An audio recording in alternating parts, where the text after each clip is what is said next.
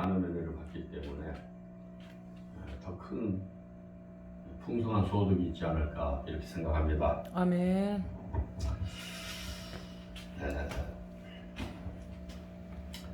말라기 선지자가 사라지고 세례 요한이 나타나기까지 약 400여 년 동안 하나님의 말씀이 없는 시대입니다.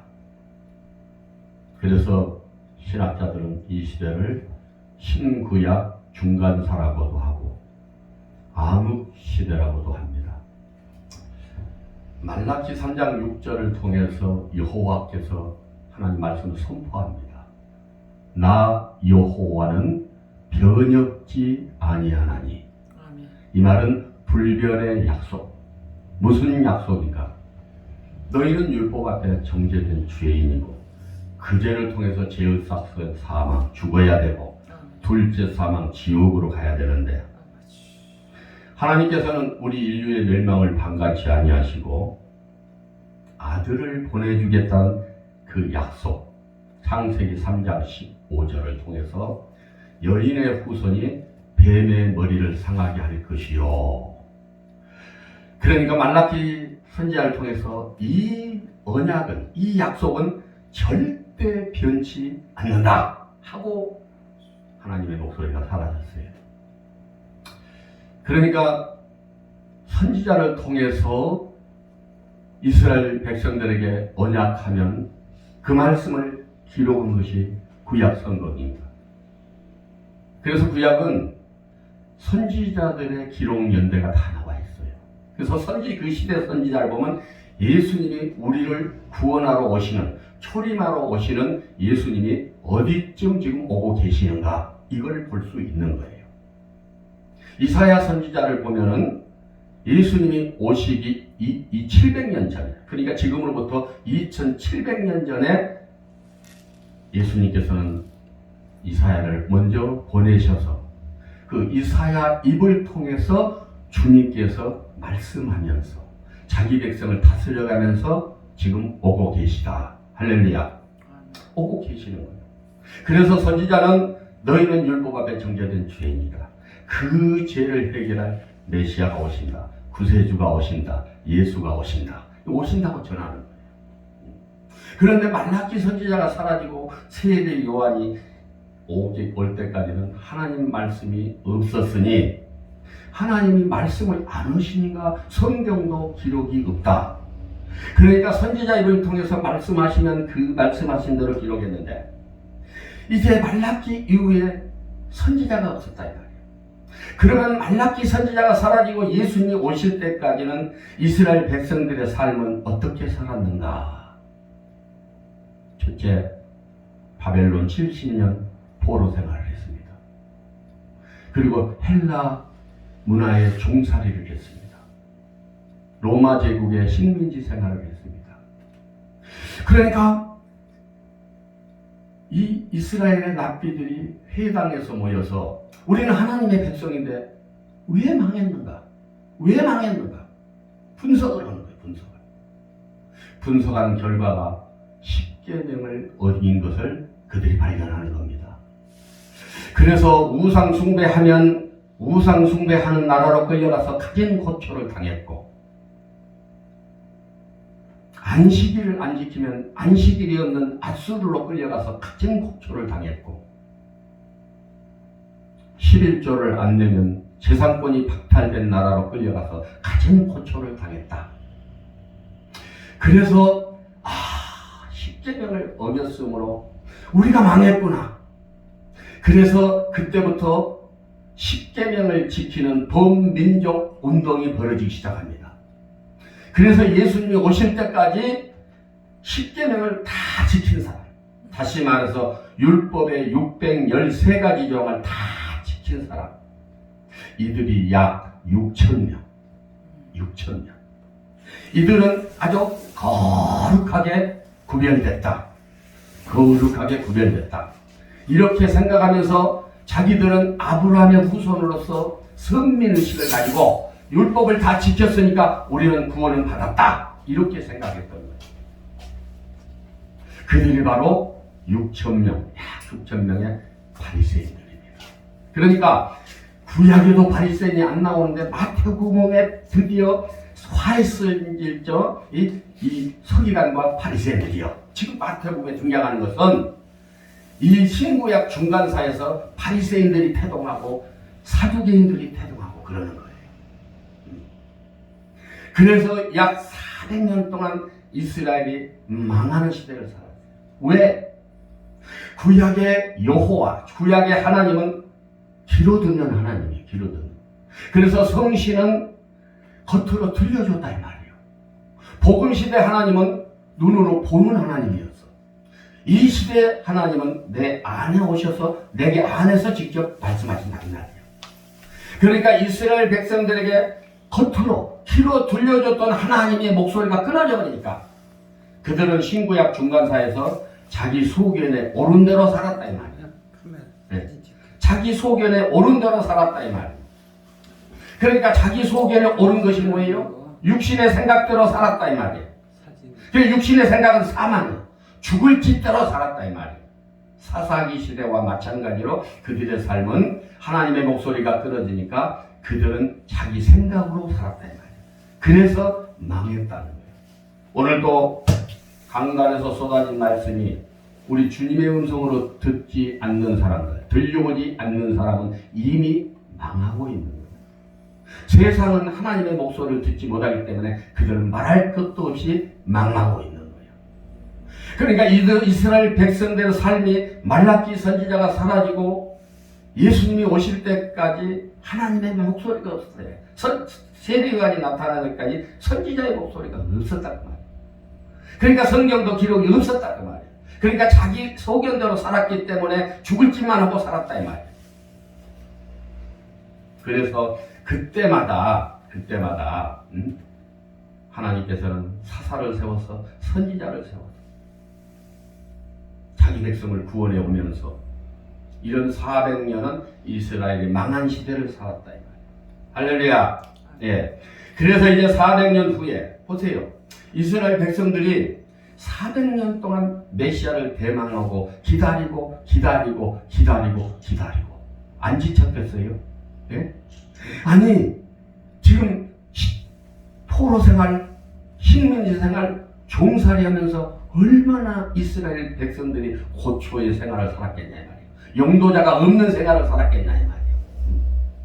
그때 광야에서 애치는 자의 소리가 들렸으니 이스라엘 백성들이 흥분되지 않겠어요? 흥분되지 않겠어요? 네?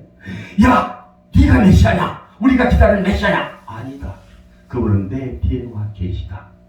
와 계시다. 지금 선지자 목소리 지금. 응? 그러니까 이 시대는 주님이 오시는 길목이라면 세례 요한처럼 선지자의 사명을 지금 주의 종들을 감당해야 된다 이 말이에요. 다시 말하자면 주님이 곧 오신다. 지금 우리 뒤에 와 계시다. 지금 발자국 소리가 들린다. 그러면 우리의 삶은 어떤 삶을 살아야 되겠는가? 지금 이런 목소리들이 강단에서 외쳐져야 된다 그 말이에요. 이해가시면 아멘. 예. 긴장하지 마세요. 흥분되세요. 그래서 세례요한이 광야에서 외칩니다. 회개하라 천국이 가까웠느니라. 그러니까 5절에 보니까 이때 예루살렘과 온 유대와 요단강 사방에서 다 그에게 나와 자기들의 죄를 자복하고 세례를 받는 거예요. 세례를 받는 거예요. 그러니까 유대인들이 선지자의 목소리가 들리니까 회개하라니까 침례를 받는데, 요단강에서 침례를 받는데 유대인들은 지금 구원이 이루어지지 않았기 때문에 유대인들은 물속에 들어가면서 어떤 고백을 하냐면 나는 이렇게 내 죄로 죽을 자입니다 하고 물속에 들어가는 거예요. 자, 구원받은 우리는 로마서 6장에 물속에 우리가 들어갈 때, 침례받으러 들어갈 때 2000년 전에 우리 주님과 함께 나는 십자가에서 내 죄가 이렇게 죽었습니다 하고 들어가는 거예요. 우리는 이미 죽었다는 거예요. 우리는 내 죄는 죽어버렸습니다. 할렐루야. 자, 내 죄가 죽었다고 믿어야 됩니다. 그래서 우리 영은 죄가 없어요. 죄가 없어요. 요한 1서 3장 9절 보니까 하나님의 자녀들은 하나님의 씨가 내 안에 있으므로 죄를 지을 수가 없다는 거예요. 자, 우리는 성령이 우리에게 와 계셔요, 안 계셔요? 자, 믿으시면 아멘. 그럼 성령이 내 안에 왔다는 것은 십자가에서 예수님 내 죄와 함께 죽어버렸다. 내 죄는 해결됐다. 그러니까 나는 깨끗하다. 증거로 거룩한 영이 내 안에 왔다 이 말이에요. 죄가 있는 곳에 오겠습니까? 그래서 성령은 그 푸르마라는 성령은 내 안에 영이 죽은 영에게 와서 나를 다시 살렸어요. 그래서 하나님을 아버지라고 부르고 예수를 주라고 시인하고 있지 않습니까? 그러니까 우리에게 성령이 와 계시다는 것은 나는 죄가 해결됐어요. 그런데 또 죄를 짓네? 그것은 육이 죄를 짓는 거고 죄가 죄를 짓게 하는 거고 그리고 마귀의 미혹을 통해서 죄를 짓게 하는 거예요. 그래서 그 죄를 육이 죄를 지면 그걸 갖다가 죄를 통해 마귀가 참소하기 때문에 시험과 환난과 질병과 고통이 오기 때문에 우리는 죄를 회개해서 육도 우리는 강건하게 하나님 앞에 은혜를 입어야 돼요. 그러니까 회개치 않으면 육은 사단이 계속 참소하는 거예요. 할렐루야. 영은 이미 우리는 깨끗해졌어요. 예. 푸르마 성령이 우리 안에 오셔서 우리 영과 함께 계셔요. 그러니까 죄를 지을 수가 없어요. 내 영이 나의 본질입니다. 예. 그래서 오늘 우리는 침례를 받을 때 나는 2000년 전에 주님과 함께 내 죄가 이렇게 죽었습니다 하고 물속에 들어가는 거예요. 그런데 오늘 여기 유대인들은 아직 주님의 십자가의 대속이 없었기 때문에 완성이 안 됐기 때문에 이렇게 죽을 자입니다. 이렇게 물속에 들어가면서 자기 죄를 내려놓는 거예요. 그런데 7절에 보니까 요한이 많은 바리새인과 사두개인이 세례 베푸는 데 오는 것을 보고 이르되 독사의 자식들아 누가 너희를 가르쳐 임박한 진노를 피하려 하더냐 그러므로 회개에 합당한 열매를 맺고 그러니까 바리새인들은 율법 613가지를 다 지켜서 자기들 죄가 없다는 겁니다.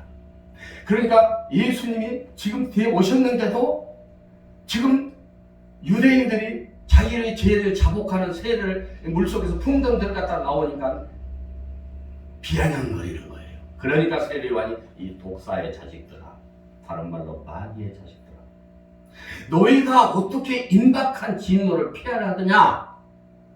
지금 예수님이 지금 오셨는데 너희 죄를 내려놓으면 그 죄를 움켜쥐고 십자가에 죽으면 너희 죄가 해결됨으로 구원이 이루어지는데 너희가 지금 율법을 지켜서 의롭다고 하고 예수가 필요 없다고 하니 율법을 오해하고 있으니 자 율법을 오해하고 있는 데서 돌이켜라. 메타노이테 돌이켜라. 그래서 그 돌이키라는 것이 회개에 합당한 열매를 맺고 이 말이죠. 세례요한이 이렇게 얘기하는 거예요. 그래서 회개에 합당한 열매를 맺고 이 말은 다른 데서는 안 맞는 말입니다. 이 부분에서만 맞는 거예요. 네. 그러면서 속으로 아브라함이 우리 조상이라고 생각지 말라. 내가 너희에게 이르노니 하나님이 능히 이 돌들로도 아브라함의 자손이 되게 하시리라. 그러면서 도끼가 이미 나무 뿌리에 놓여 있으니 좋은 열매 맺으면 도끼를 회수할 것이고 만약에 회개에 합당한 열매를 맺고 나는 이렇게 죽을 자입니다. 유대인처럼 그렇게 죄를 잡아가는 세를 받으면 도끼를 회수하겠다는 거예요. 안 그러면 찍어버립니다. 그래서 오늘 마태복음의 3장의 본문은 심판이에요. 심판. 마지막이다 이 말이에요. 마지막을 얘기하는 거예요. 그래서 알곡은 모아 곡간에 들고 쭉정이는 꺼지지 않는 불에 태우시라. 알곡과 쭉정이를 말해요. 마지막이다 이 말이에요. 그래서 성령과 불로 세례를 주실 것이요. 여러분 알곡은 성령 세례 받고 천국 갈 것이고 쭉정이는 불 세례 받고 지옥 갈 것이고 이 얘기를 하는 거예요. 지금 여기 10절에 보니까 좋은 열매 맺지 아니하는 나무보다 불에 찍어 불에 던지우라. 심판의 불이라니까요. 그런데 어느 분들은 불세례 받아라 그러고 있어. 안 맞는 거예요. 이 지금 마태복음 3장 본문은 심판 마지막을 얘기하고 있어요. 나는 이렇게 죽을 자입니다. 죄를 내려놓고 있어요. 그러니까 어느 때까지 지금 침례 요한은 침례를 주느냐? 메시아가 나타날 때까지. 응? 네. 그러니까 이 지금 장소는 요단강의 장소는 죄인과 의인이 만나는 장소예요. 아주 눈물겨운 장소입니다. 그래서 지금 침례를 계속 세례 요한이 베풀고 있는데, 자, 이스라엘 민족도 줄을 서서 지금 침례 받아 오고 있어. 그런데 요한복음 1장에 보니까 나도 그를 알지 못하였으나, 그 말은 세례 요한도 메시아를 알지 못하였으나 내게 물로 세례를 베풀려 한 그이가 물속에서 올라오는 순간 성령이 비둘기처럼 임하는 걸 보거들랑 그가 메시아인 줄 알라. 그러니까 세례 요한도 지금 누가 메시아인 줄 모르고 있는 거예요. 일단 물속에 들어갔다 나올 때 성령이 비둘기처럼 임하는 걸 보거들랑 그가 메시아인 줄 알라 그랬어. 그런데 예수님과 세례 요한은 6개월 차이, 이종 동생이고, 그래서 속꽃장난 누고 다녔어. 네? 그래서 무릎팍에 피도 나고 그랬어. 그 피는 이 우리의 구속사는 아무 상관이 없는 거예요. 예. 십자가의 피만이 우리 죄를 해결한다. 그래서 이제 예수님도 세례를 받으러 오는 거예요. 오는 거예요. 너도 죄인이구나. 그랬을 거 아니겠어요? 그런데 예수님이 물속에 들어갔다 나오는 순간 성령이 비둘기처럼 임하는 거예요. 그러면서 하늘은 이는 내 사랑하는 아들이요 나의 기뻐하는 자라, 이렇게 목소리가 들리는 거예요. 그의 세례 요한이 깜짝 놀라요. 그가 메시아인 줄 몰랐다. 성령이 비둘기처럼 임하는 걸 보거든요. 그러면 비둘기가 뭡니까? 레위기서 1장 14절에 비둘기는 이스라엘 백성들의 매일매일 죄를 저으면, 이 자범죄를 범하면 비둘기가 제물이 되어서 제물로 바쳤다 이 말이에요. 그러니까 이 비둘기는 바로 예수님이 비둘기가 임했다는 것은 바로 제물로 된다 이거야. 제물이라. 이는 사랑하는 내 아들이요 하나님의 아들만이 죄가 없다, 지금 그걸 얘기하는 거예요. 이해가야 한가요? 예, 하나님의 아들만 죄가 없어. 왜? 요한복음 1장 1절 보니까 태초에 말씀이 계시니라. 이 말씀이 하나님과 함께 계세요. 이 말씀이 곧 하나님이시니라. 말씀이 하나님인데 말씀이 예수님이잖아요. 그가 세상에 계셨고 그가 빛이었고 세례 요한은 빛에 대하여 증거로 왔고, 예. 자기 백성들을 영접지 아니하였어요. 그래서 영접하는 자고 그 이름을 믿는 자는 하나님의 자녀가 되는 권세를 줬다. 그러니까 말씀의 계시를 아브라함의 가정에 심어서 마리아라는 몸에서 태어나기까지 2000년 동안 하나님의 말씀의 계시를 심어서 말씀이 우리를 구원하러 오시는데 그냥 오는 게 아니에요. 사사의 입을 통해서, 선지자의 입을 통해서, 왕의 입을 통해서 이렇게 우리를 구원하러 오고 계시다. 그런데 그가 어떤 모습이었어요? 이사야 53장 보니까 그는 연한 순 같고, 꺾어버리면 꺾어져, 연하니까. 마른 땅에서 나오는 줄기 같고, 예, 수분이 없으니까 얼마나 비실비실거렸겠어요. 예. 흠모할 만한 아름다운 것도 없고 못생겼어. 얼마나 못생겼는지 예수님을 보는 순간 얼굴을 실어버린 바 되었어요. 돌려버려. 그렇게 추남으로 이 땅에 오셨어, 하나님의 아들이. 그러니까 누더지 옷을 다 입고 제자들이라고 어부, 석수쟁이 이런 제자들을 데리고 다니면서 귀신을 쫓아내고 병을 고치면서 내가 하나님의 아들이다 하고 다니는데, 그때 당시 종교 지도자들, 바리새인들 이런 사람들이 볼 때는 그의 행차가 화가 아니라, 예? 화가 아니라 어떻게 하나님의 아들로 눈에 보였을까요? 할렐루야. 자, 여기에 신경을 써요. 제 얼굴을 봐야 은혜 받습니다. 지금 이 귀한 말씀을 지금 영으로, 하나님의 말씀으로 들려오지 않는다면 이건 지금 우리의 영은 심각합니다. 이건 경고성 말씀입니다. 이 말씀. 그래서 예수님은 하나님의 아들로서 드러내놓고 다니는데, 고린도전서 2장 7절에 예수 그리스도를 비밀이라고 해요. 그래서 그 세대 간원들이 예수님이 하나님의 아들로 보였다면 누가 십자가에서 죽였겠느냐? 안 죽였겠느냐? 그래서 하나님은 아들로 보이지 않게 가려놨다 이 말이에요. 영적인 너를 가려놨다 말이에요. 네가 어찌하여 우리가 기다린 메시아가 이라고 하느냐 하면서 참남하다 신성을 못 얻게 예수님을 죽였어요. 그가 죽었으니까 우리 죄가 해결됐고, 그가 죽지 않았으면 우리는 영원한 멸망입니다. 은혜입니다. 할렐루야. 예, 그래서 오늘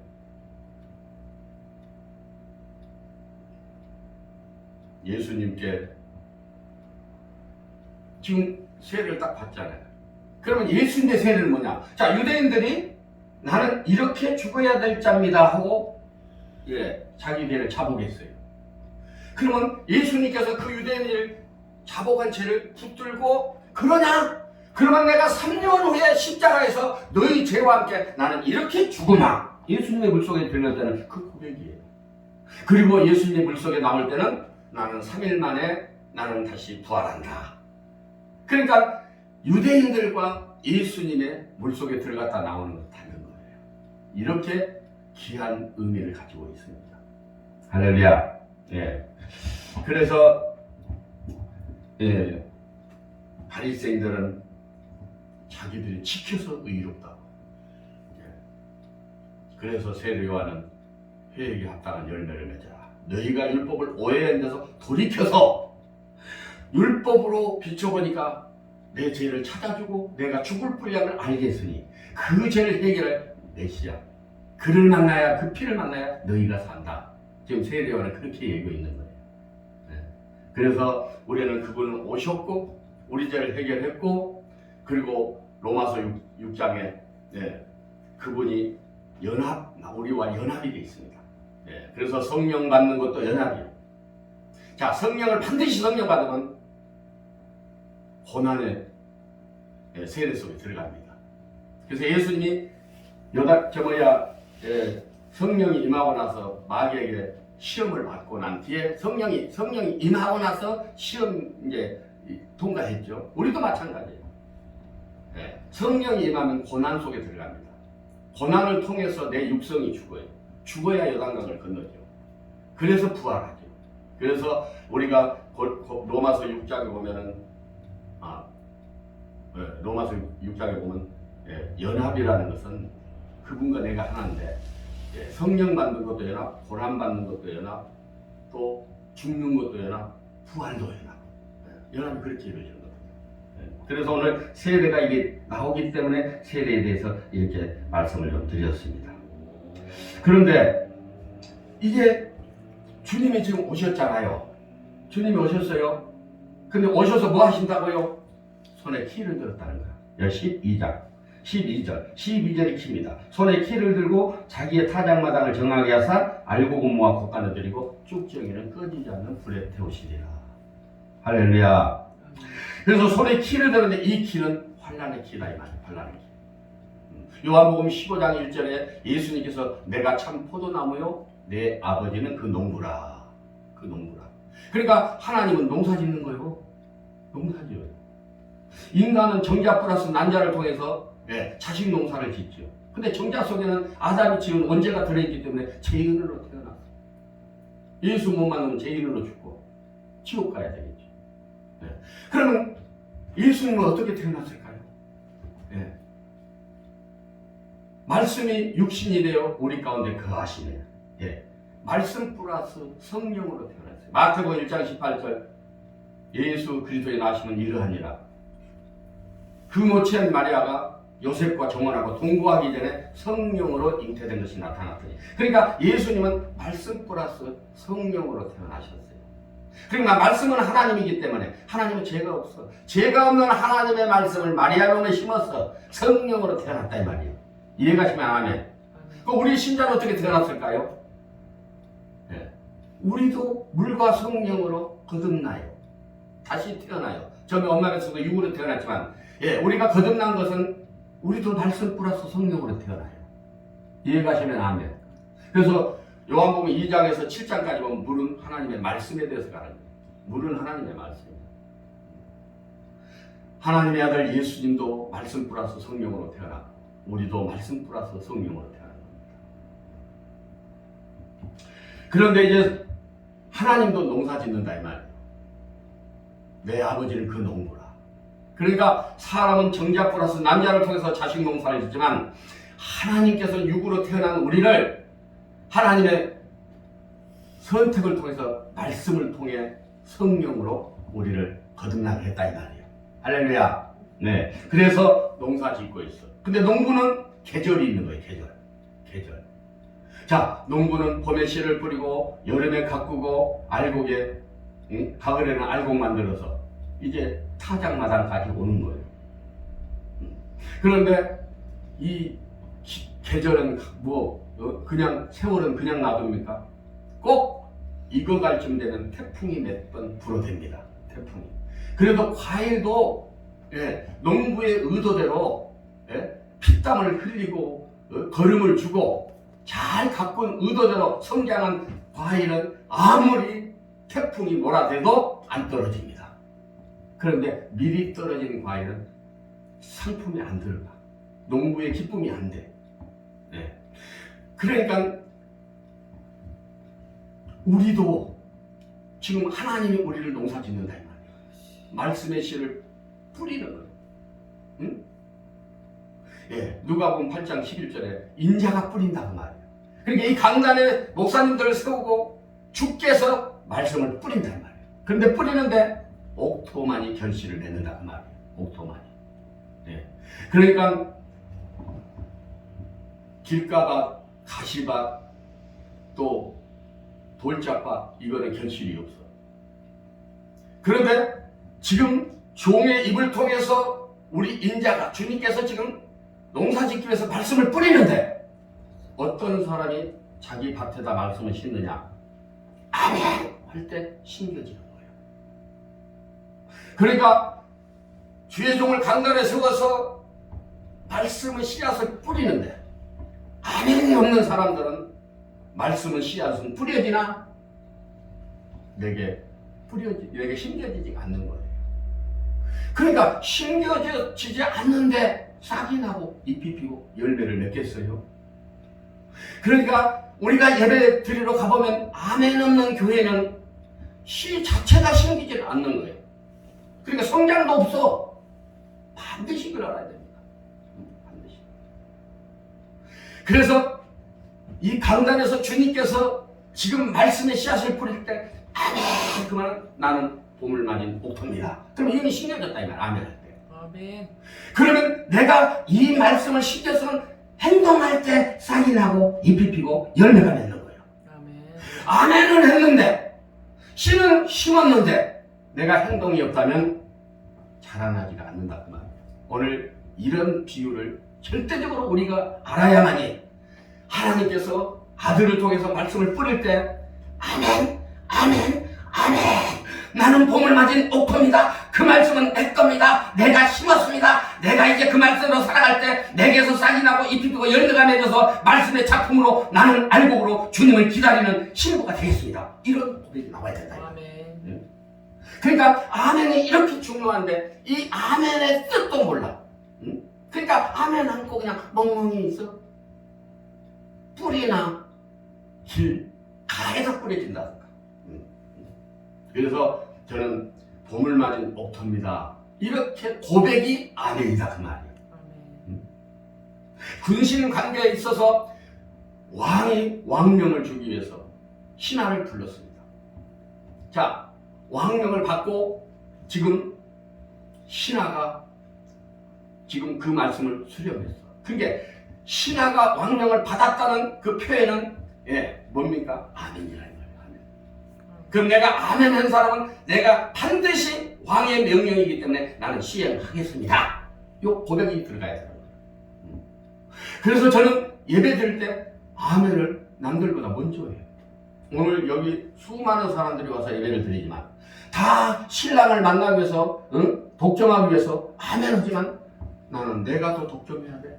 먼저 아멘으로 따먹어 내가. 이 의미를 알기 때문에. 그래서 교회는 반드시 아멘에 대해서 알아야 되고 가르쳐야 되고 아멘으로 말씀을 씨를 심어야 돼요. 제가 신학교 다니면서 천안에 있는 전 교회를 내가 다 다녔어요. 어떤 교회는 자, 8시에 저녁 예배라면 6시 딱 되니까 그때부터 피아노 소리가 치기 시작해요.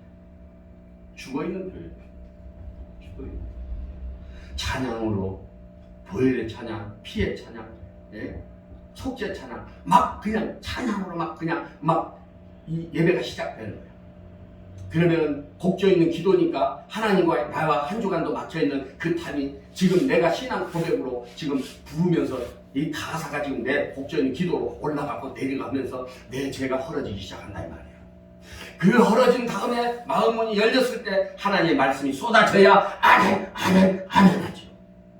시작하면서 그때부터 이제 왜? 내가 앞으로 목회해야 될 건데 어떤 교회들이 목회 성공하고 어떤 교회들이 목회 실패하고 이걸 알기 위해서 내가 다녀갔다 이 말이에요. 이렇게 아멘이 중요합니다. 우리는 반드시 봄을 맞은 옥토야 될 줄로 믿습니다.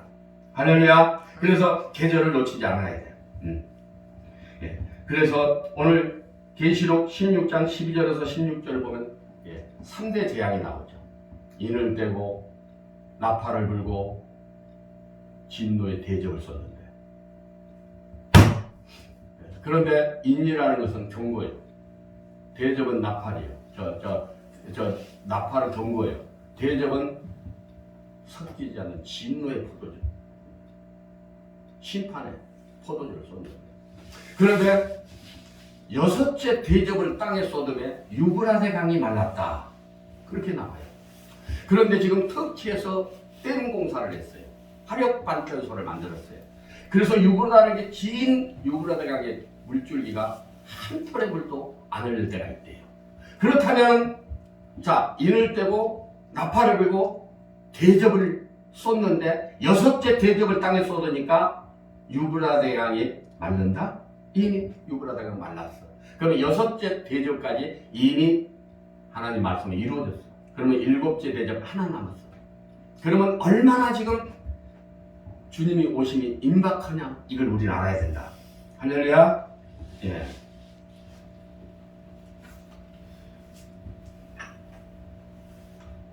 시편 90편 4절에 주의 목전에는 천년이 지나간 어제 같으며, 베드로후서 3장 8절은 사랑하는 자들아 죽게는 하루가 천년 같고 천년이 하루 같은 이 한 가지를 잊지 말라. 아담에서 아브라함까지 2000년, 아브라함에서 예수 그리스도의 초림까지 2000년, 초림 이후에 2000년, 또한 하나님의 시간표는 약 6000년이라는 시간이 흘러갑니다. 그러면 7일째 안식이다. 다 됐잖아요. 그럼 다 됐어요. 세상 끝이 다 됐어요. 네.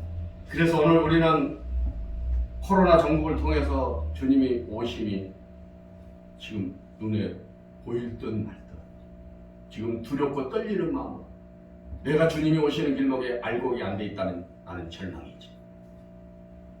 이런 생각 안 든다면요, 그 사람이 구원받을 수 있을까요? 그래서 농부는 절대적으로 계절을 놓치잖아요. 수박을 심어보면 참 열린 수박은요 40일이 정한 숫자랍니다. 40일. 그래서 40일 충분한 시간을 통해서 태양빛을 공급받고 또 공기 에너지를 공급받고 잎사귀를 통해서 영양분을 공급받고 또 뿌리를 통해서 공급받고, 그래서 40일 동안 정한 날수를 채운 수박을 딱 칼을 대면요 벌써 칼 대면서 쫙 갈라져 버려요. 냄새가 막 물씬 단물이 납니다. 보니까 씨는 새카매요.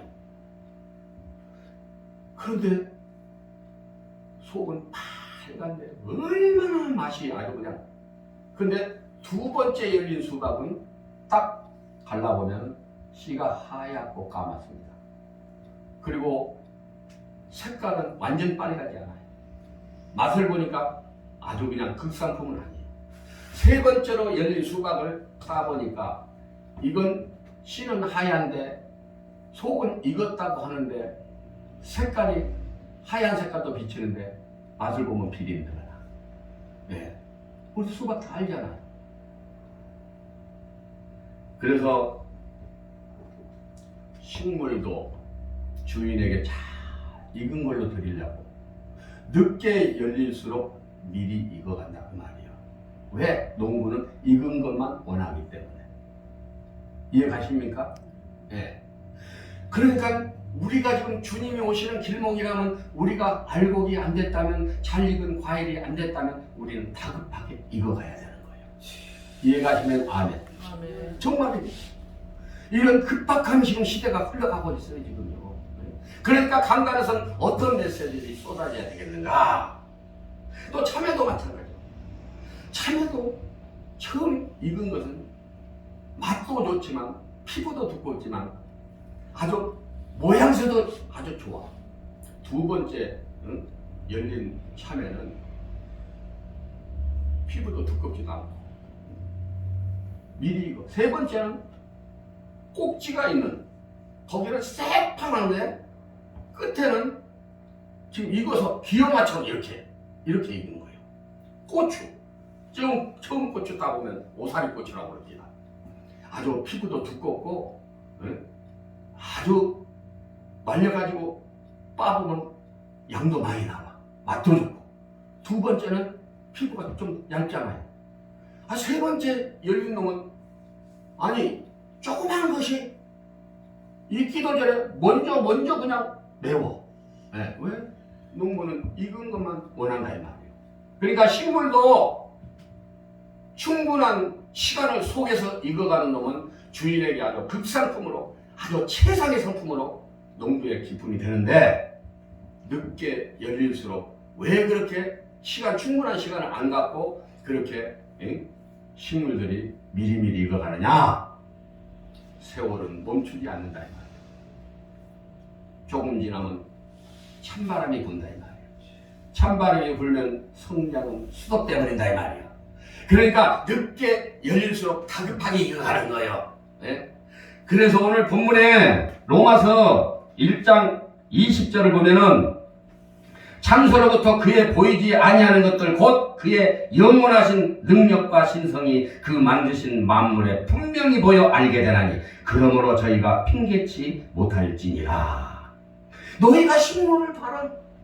식물도 주인에게 익은 걸로 드리려고 늦게 열릴수록 빨리 다급하게 익어가지 않느냐? 그러면 너희가 지금 주님 오시는 길목이라면, 너희가 지금 알곡이 안 돼 있다면, 너희가 잘 익은 과일로 안 돼 있다면 너희는 다급하게 익어가야 되지 않느냐? 이 말을 하고 있는 거죠. 로마서 1장 20절에. 그래서 우리는 하나님 앞에 핑계치 못하는 거예요. 누가 마가복음 11장 12절에 14절 보면은 예수님께서 시장하셔서 입이 무성한 멀리서 무화과 나무를 보는 거예요. 그래서 열매가 있을까 가서 따먹으려고 갔어요.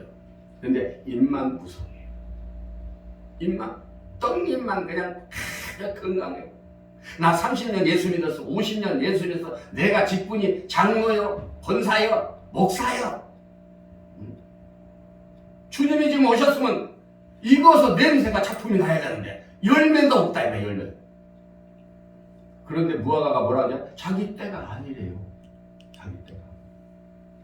그러니까 우리는 주님의 계절에 맞춰야 됩니다. 이 저주받은 무화과 나무는 자기가 주님의 계절하고 상관없이 자기가 자기 계절을 만들어가는 거예요. 그러니까 주님이 오셨네. 주님 왜 이렇게 빨리 오셨습니까? 네가 미리 준비 못했다 이 말이에요. 나는 성경을 통해서 내가 올 때가 되면 어떤 징조와 시기가 다 나타난다 이 말이에요. 그러면 성경을 보면서 내가 올 때가 됐다면 네가 내 때를 맞춰서 네가 이거 있어야 된다 이 말이에요. 내 믿음 내가 알아서 믿어요. 주님 말씀과 상관없고 주님 계절과 상관없고 자기 멋대로 신앙생활하는 사람, 네, 이 사람이 바로 저주받는 거예요. 예수를 믿으나 알곡이 안 되고 잘 익은 과일이 안 되고. 그래서 오늘 지금 주님이 오시는 길목이라면 우리는 다급해야 됩니다. 우리의 신앙을 점검해야 됩니다. 아멘. 내가 지금 주님이 오실 때 나는 부활의 신앙을 가지고 있는가? 안 그렇다면 지금 다급해야 돼요. 다급해야 돼요. 남들은 지금 익어서 주님을 기다리고 있는데 어떤 것은 꽃이 피어가지고 자기 화려한 것을 막 뽐내다 서리가 내리고 샥 시들어져 버리죠. 우리 신앙이 그러지 않는가 찾아봐야 된다 이 말이에요. 찾아봐야 된다. 할렐루야. 그래서 열매는 어떻게 맺는가? 요한복음 15장 5절에 나는 포도나무요 너희는 가지니 저가 내 안에 내가 저 안에 있으면 이 사람은 과실을 많이 맺나니 15장 7절 8절 너희가 내 안에 거하고 내 말이 너 안에 거하면 무엇이든지 원하는 대로 구하라 그리하면 이루리라. 너희가 과실을 많이 맺으면 내 아버지께서 영광을 받으실 것이요 너희가 내 제자가 되리라. 할렐루야. 기도로 이뤄가는 겁니다. 기도로. 그러니까 지금 삼복더위가 지났는데 햇볕은 왜 그렇게 아주 떼약떼약 아주 살쪄를 태우고 있는 거예요. 그런데 사람들이 하는 얘기가 아이고 알곡만들어 알고 익히기 위해서 저렇게 뜨거워 햇살이 맞아요 맞아요? 네, 뜨거워야 익는다 이 말이에요. 그래서 기도의 불 속에 들어가야 된다 이 말이에요. 그래서 내가 뜨거워야 돼 불을 기도의 불 속에 들어가서 성령의 불이 내게 임해서 내게 불을 붙여버리면 내 자존심이 무너진다 이 말이에요. 그래서 자존심이 무너지니까 옆에 사람이 있어도 상관없어. 하나님 내가 이런 죄 저런 죄 내가 죽을 자입니다. 하나님 용서해 주시고 주님 피를 원합니다. 그래서 뜨거워져야 된다 이 말이에요. 대장장이가 쇠를 갖다가 이 풍구에다 이게 집어넣고 그래가지고 풍구로 돌리면 그냥 쇠가 새빨가지면 꺼내가지고 때리면 때릴수록 그릇이 만들어진다 이 말이야. 할렐루야. 그러니까 에레미야 23장 29절에 내 말이 불같이 아니하냐 반석을 부서뜨리는 방망이 같지 아니하냐. 그러니까 말씀의 불 속에 들어서 기도하게 하고 그리고 기도해서 연해지면 말씀으로 강단에서 때려서 그릇을 만든다 이 말이에요. 알곡신앙으로 만들어간다 이 말이에요. 네? 그래서 오늘날 우리는 기도를 통해서 열매가 익어갑니다. 할렐루야. 아멘. 시대를 모르는 나무가 가을에 꽃을 피워. 오늘 반드시 우리는 시대를 분별하고 신랑은 사모하는 마음으로 충만해야 됩니다. 그리고 내가 덜 익었다면 막 기도. 그래서 저는 기도하기 위해서 천안에 2군데를 기도로 다니고 우리 교회에서도 기도하고 기도 익어야 되니까 이 논리를 하니까 나는 익어야 돼. 주님 오실 때 나는 잘 익은 나는 작품으로 나는 주님을 기다리고 나로 주님의 최상의 기쁨이 돼야 된다. 그래서 막 기도하기 위해서 막 몰고 가는 거예요. 할렐루야. 그런데 이 기도가요 방언 기도가 얼마나 일이 있는 거예요. 방언의 원리를 알면 단 우리만 기도할 필요 없어요. 방언으로 성령이 혀를 타치하는 기도. 그런데 하나님께 마음과 뜻과 정성을 모은 기도가 성령이 타치합니다. 내가 마음과 뜻과 정성이 이 부족한 기도는 성령은 빠져요. 내 혼이 기도하는 거예요. 습관적으로 하는 거예요. 의식적으로 하는 거예요. 이건 하나님을 무시하는 기도가 되는 거예요. 그러므로 내가 하나님께 무시다. 내가 이렇게 기도를 많이 하는데 아니 하나님을 경외한다면 아들을 보내준 그 하나님 앞에 절대적인 기도, 적극적인 기도, 할렐루야, 통성 기도로 영의 통로를 열어야 된다 이 말이에요. 할렐루야. 그래서 기도는 적극적으로 해야 돼. 반드시 목적을 가져야 돼. 목적 없는 기도는 주님 무시하는 거예요. 그래서 기도로 익어가야 되는 것입니다. 네. 그래서 오늘 우리는 시대를 반드시 분별하고 주님 오심을 바라봐야 되고 내가 알곡으로 지금 만들어 가야 되는데 내가 알곡이 못돼서 주님이 오신다면 우리는 절망이다 그 말이에요. 할렐루야. 그래서 한영교회를 통해서 부흥회를 지금 한 달에 한 번씩 하는데 부흥회 때마다 기도에 불을 붙여요. 아멘. 기도에 불을 붙여요. 그래서 성도들은 안 모이고 목사들만 모이는데 목사들이라도 모여서 기도해야 내가 먼저 알곡이 되고 아멘. 예. 아직 연약한 자들 기도의 불 속에 들어오게 해서 그들도 기도를 해서 알곡으로 만들어 갔어. 어여시 주님 앞에 설 수 있도록 우리가 그런 자원을 만들어 가야 된다 그 말이에요. 네, 그래서 오늘 우리는 타작마당에 키를 든 이 시대, 네, 주님의 농부는 지금 가을을 맞이하고 있을 때 우리는 알곡으로 지금 무럭무럭 익어가야 된다. 나를 성경을 통해서 비춰봤을 때 내가 알곡이 안 됐다면 나는 다급하게 익어가야 된다.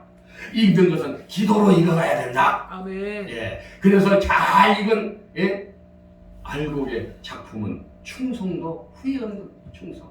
맛이 물씬 나는 충성. 남이 알까봐 그냥 내가 차라리 나 같은 거 죄인, 예수님의 그 고귀한 피값으로 나를 구원해줬다면 이제 내가 주님을 위해서 죽어야 된다, 희생해야 된다 하면서 빛도 없이 소금도 없이 이런 충성하는 자들이 가을의 충성이다 이 말이에요. 이런 충성하는 저와 여러분들 되기를 주님의 이름으로 축복합니다. 아멘. 예, 오늘 말씀을 마치면서 찬양하고 부릅시다. 부른 다음에 기도할 때 하나님, 오늘 말씀을 듣고 보니까 내가 나된 줄 알았더니 오늘 나는 아직 알곡이 안 돼 있네요.